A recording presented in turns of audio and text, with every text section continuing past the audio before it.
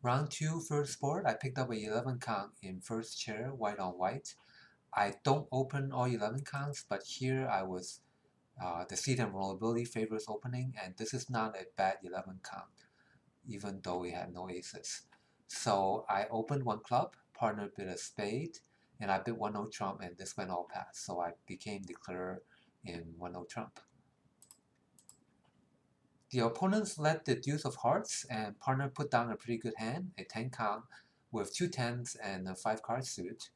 Now the lead here, I think was fourth best, but here the heart was also the unbid suit, so he could have 4, but he could also have 3. So I couldn't really tell whether hearts were 4-4 or 3-5.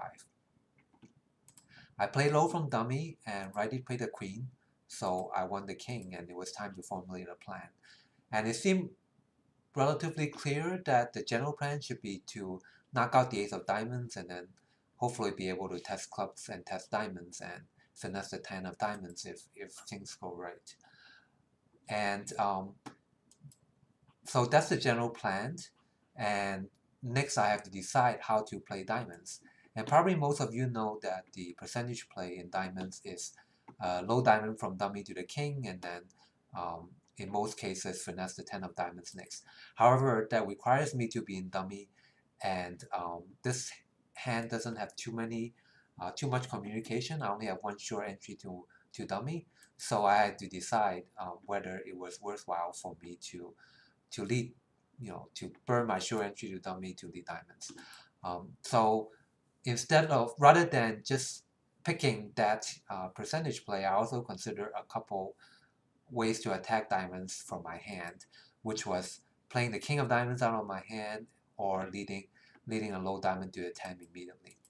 Now of the three, the one that I rejected immediately was diamond to a 10, because I did not want to be in a situation where given my lack of control in the majors, it's very possible that they have already set up their hearts, and they can potentially set up a whole bunch of spade tricks with one lead. So I did not want to be in a situation where I had given up 2 diamond tricks without myself scoring one. That would be very bad. So that left king of diamonds in my hand and low diamond to the king, and given my lack of control in the hand, I kind of decided basically to keep it simple. It wasn't very complicated logic. I just decided, even though it's only like 2 out of 30, leading a diamond to the king is only better than leading king from my hand by like 2 out of 32 cases. So we're talking about what, like a 6-7% edge. I decided it was worth it here, so I ended up leading club to dummy and leading diamond to the king. And unfortunately, the diamond to the king lost to the ace, and they started cashing hearts. West led the jack of hearts, righty took with the ace, and shot back a heart, which lefty won with the 9. On that card, I pitched a diamond, and then they continue another heart, so I pitched a spade from both sides. And righty ended up winning the fourth heart, which was not unwelcome, because a spade attack is possibly less attractive from that side. And it actually turned out she did continue clubs instead, which was not unwelcome.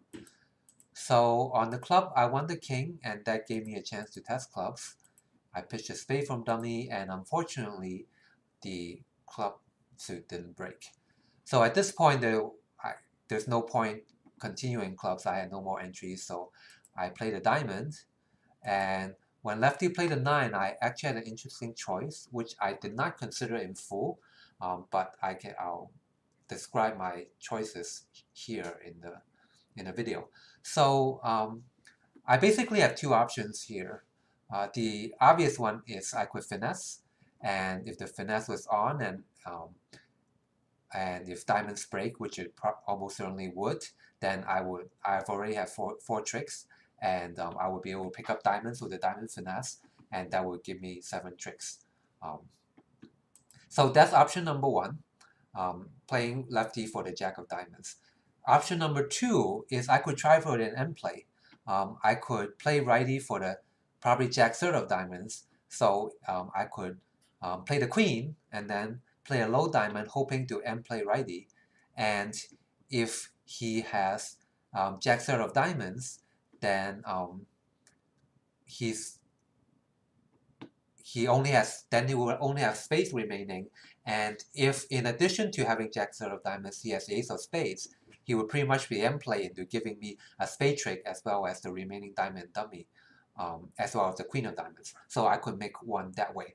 And notice that this not only requires me to play righty for jack third of diamonds, it also requires him to have the ace of spades.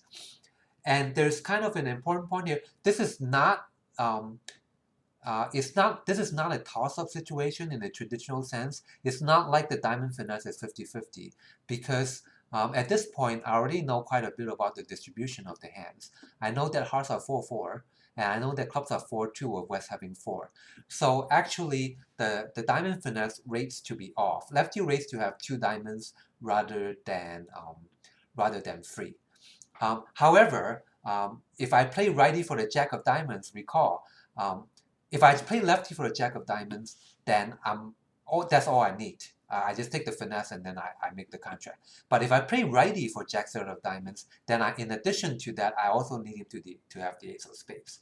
So so this is it's still this probability problem is computable at the table, but it's a little more complicated than just figuring out, if it's 50-50 finesse versus not. It's not that simple.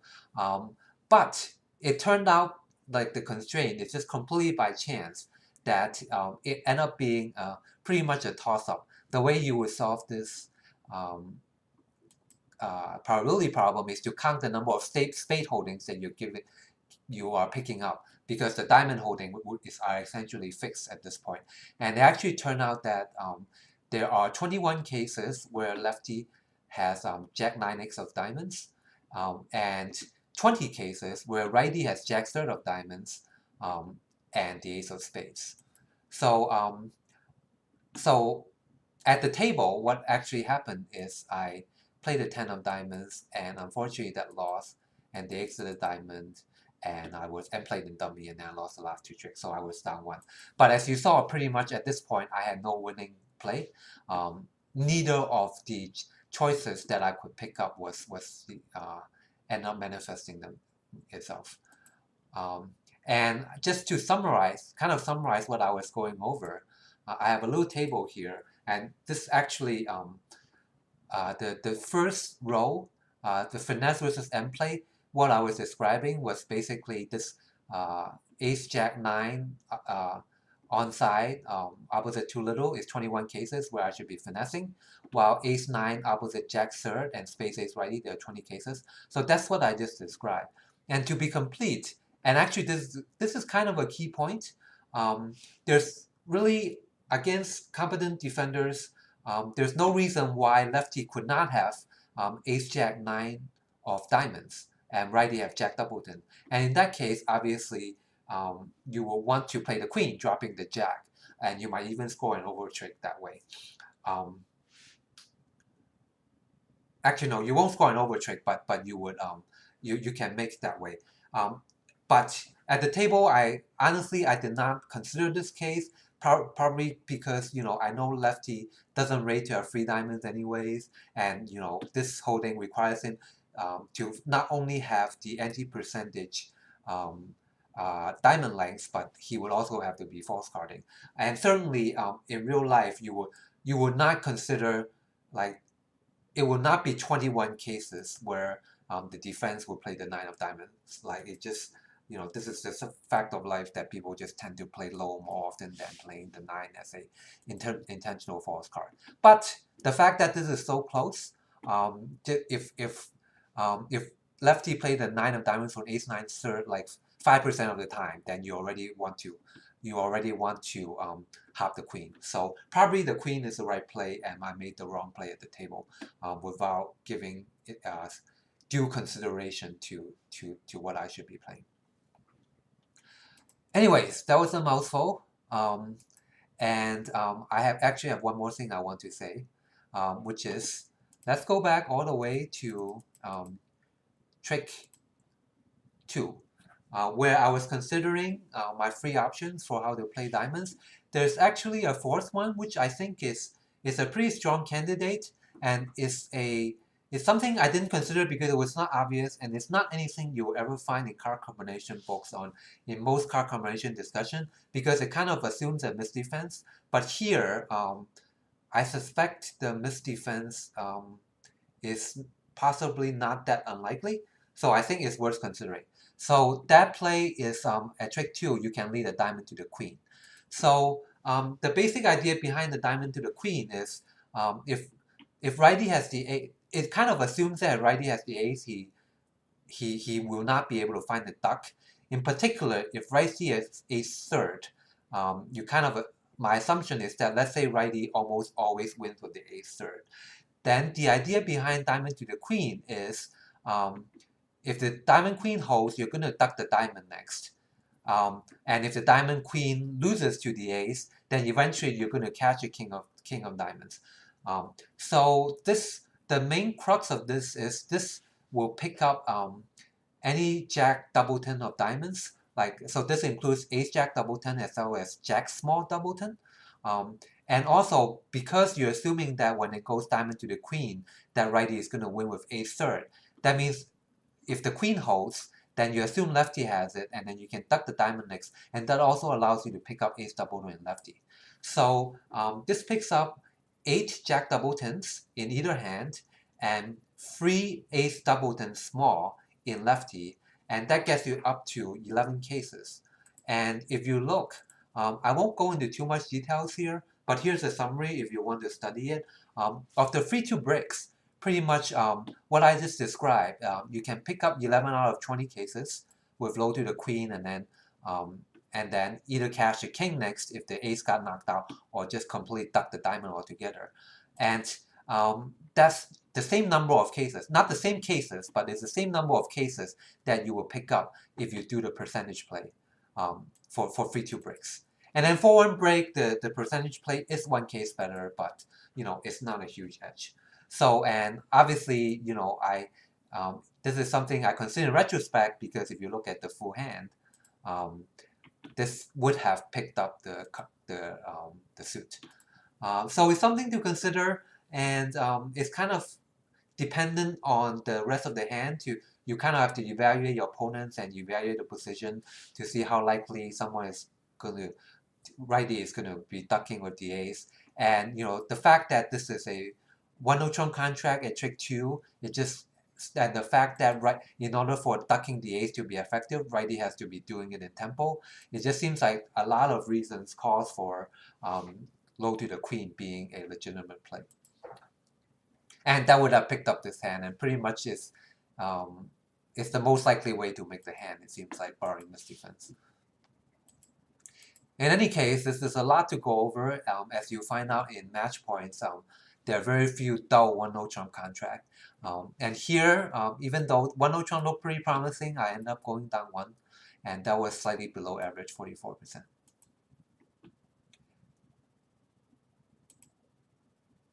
And we can go over the board recap here. I have to log in to get the highlights.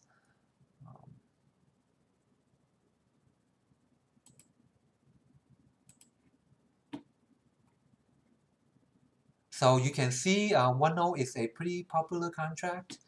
A few people passed it out, but most people did end up declaring 1-0 trump from East, and some people are in some weird club contract. And most people did end up going down in 1-0 trump, and a few people made it, a few declare of note. You can see Rosenberg, Sackhauser made 1, and Kat Gardner, who finished 2nd in the event, actually made an overtrick. So yeah, I wonder how they play diamond suit. It seemed like that's the crux of this hand. Anyways, let's move on. So second board is going to be quite a bit quicker.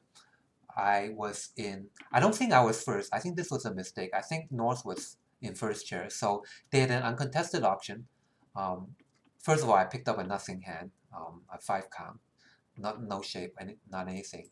And the opponent's bid uncontested, 1 club by North, 1 heart by South, 3 diamonds, which is a mini swinner. So that's a pretty popular convention. It shows shortness in diamonds and 4 card heart support for partner and an invitational hand. And South signed off in 4 hearts. So this is a lead problem pretty much. So you might want to think a little bit about what you will lead before proceeding, and I'll explain what I led and my reason. And my reason is as follows. So dummy has short diamonds, and so there isn't really that much reasons to lead diamond. It's very unlikely that the diamond would go away, and by leading a diamond, I would be giving declare a free finesse in diamonds essentially. So I didn't see any reason to do that. On the other hand, dummy will often have long space, and the suit that we often have winners in is probably space. So and I have a holding where it's not a very vulnerable holding like King Third. Like Jack Third is a relatively safe holding to lead away from. So not only is it a good passive lead, it's also a good aggressive lead because it's attacking the suit where we raise to have tricks we want to set up. So it seemed pretty clear cut that a spade lead is better than a diamond here. So that's what I led, and pretty much that's the only decision I have to make on this hand. So I will just show you the full hand here, and I'll kind of look at this pretty much from the declarer's point of view now.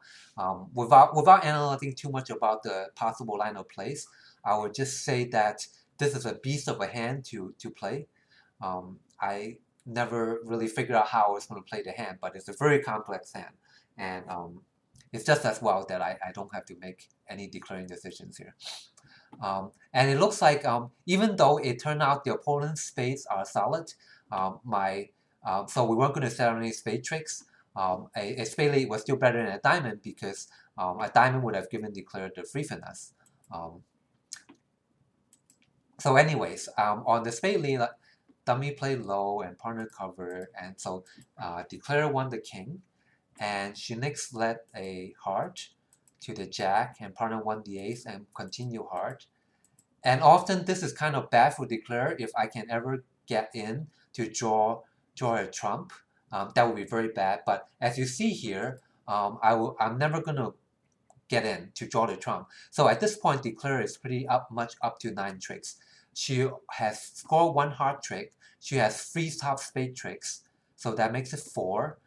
Ace of diamonds and king queen of clubs make a trick. So that's 6.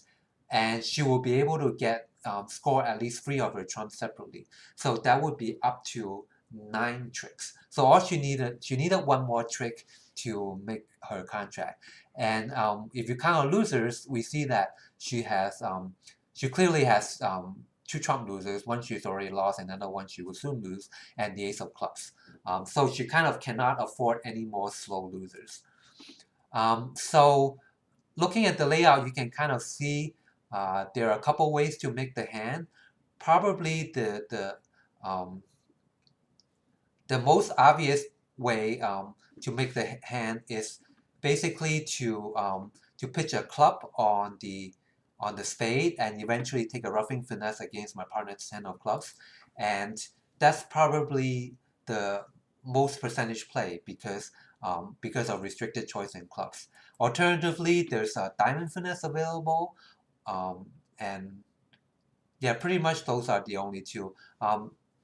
There's some convoluted line where you can probably rough 2 diamonds in dummy and negotiate to basically set up your queen of diamonds and kind of end play myself, but that's kind of far-fetched and a little double dummy. So anyways, so declarer has at least 2 more ways to make the hand. So what happened at the table was she played the king of clubs, which my partner won, and partner played a 9 of diamonds, which is attitude, and obviously that's a false card because partner won to discourage, but no declarer is going to take that seriously anyways.